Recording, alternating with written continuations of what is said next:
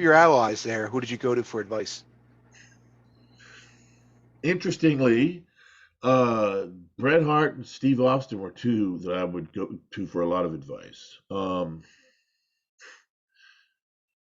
I don't know. Sometime after I had left, I looked back and I realized almost every time Bret Hart gave me bad advice, or maybe advice that was geared toward a world champion like him, somebody that had been there 15 years already or whatever it was.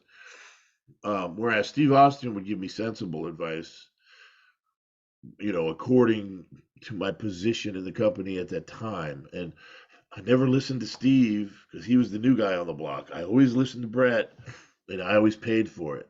And I think in some instances, Bret was winding me up and like sending me in there to do things I shouldn't have done, to talk to Vince and situations and stuff. I think he was winding me up too. And it took me like years after I had left to look back and realize maybe he didn't have my best interest at heart.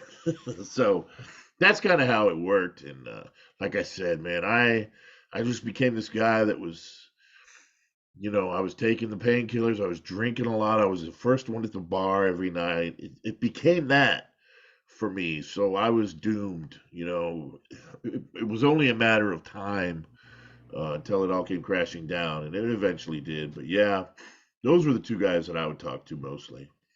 Can you give me any examples of advice Brett gave you that didn't go very well? It's painful to talk about these, but like one Oh, instance, when I had the pay-per-view match with Triple H that was on the In Your House where they had me wearing that green outfit that I hated so much, but I couldn't wear any red or blue because you had the Undertaker and Shawn Michaels, and you, God forbid you wear a color that they wore. But pay-per-view, and it was before that where we did the deal where he cut my hair off on TV and stuff, and that was the big angle. And I just remember telling Vince, as long as I get some revenge in the end, and the whole point was we were going to push me somehow. We were going to change gears with me and turn me heel. We got to like the night before, and I don't remember who the agent. I want to think it was either Jerry Briscoe or Lanza called me, and it was some weird. I was like at a dinner with Bret at a restaurant, and I think he was on the phone. Back in the days of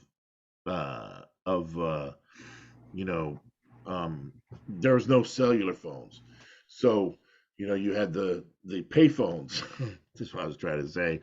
And Brett goes, "Yeah, hey, so and so's on the phone. He wants to talk to you." So I went and got on the phone, and whoever the agent was told me the finish. They were just like, "Yeah, Triple H is, you're gonna have a good match, and then Triple H is gonna hit you with your own garbage can lid and pin you 1, 2, 3."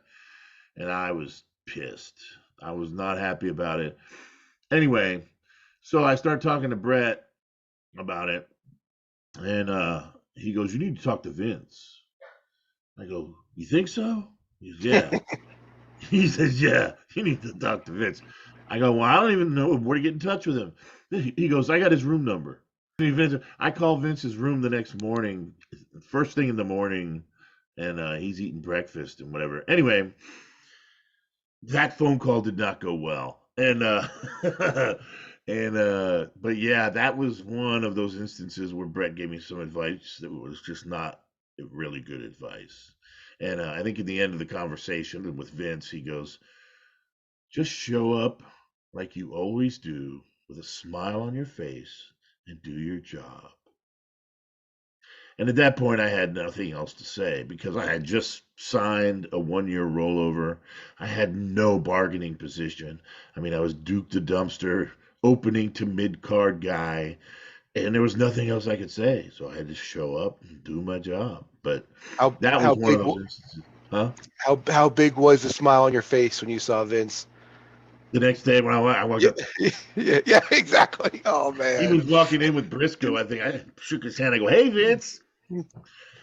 And then like I don't know, the next TV taping we did a Monday Night Raw where they put me with Triple H again so he could beat me straight up on Monday Night Raw, and I threw his ass all over the place. But at one point, There's this picture where I press him over my head and I look right at the hard camera. I went,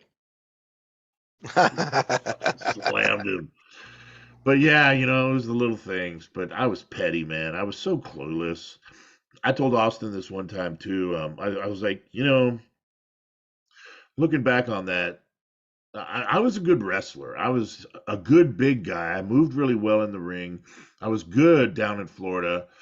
And when I got up there, it was just, I was clueless, man. I was clueless about a lot of aspects of the business. I was clueless about the politics. I mean, I knew there was politics and you had to play a good game, but I just didn't fully understand how to play the game.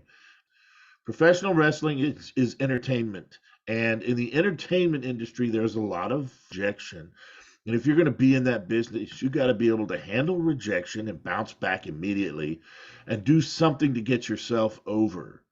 There's always a way. And I just didn't understand that back then. That was my downfall.